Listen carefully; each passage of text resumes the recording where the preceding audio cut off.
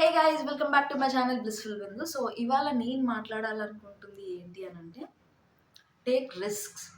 అంటే మనకి ఏదైతే భయంగా ఉందో, do it no matter what. చెయ్యండి ఫస్ట్. అంటే ప్రతిదీ భయపడుతూ ఉంటే మనం భయపడుతూనే ఉండిపోతాం. అది ఏదైతే ఉందో మనం చేయలేము.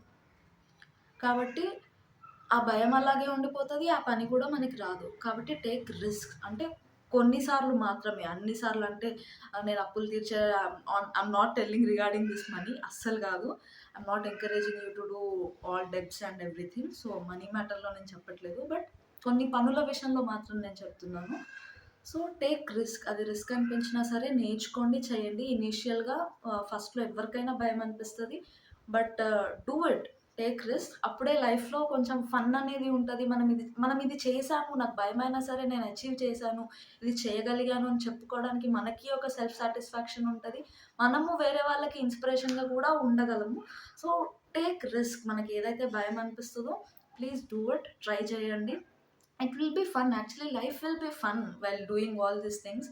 మనకి ఆ భయాలు పోతాయి. కొత్త కొత్త పనులు నేర్చుకుంటాము. అంటే ఒకప్పుడు నేను భయపడేదాన్ని, ఇప్పుడు కాదు అని చెప్పుకోవడానికి ఒక గర్వంగా ఒక ఫీలింగ్ గూడా ఉంటది. మనకి మన గురించి మనమే కొంచెం మంచిగా ఫీల్ అయ్యేటట్టు చేస్తదనమాట.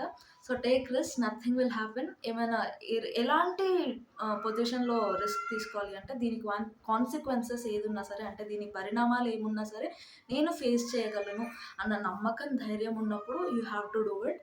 So, please take risk and do whatever you like.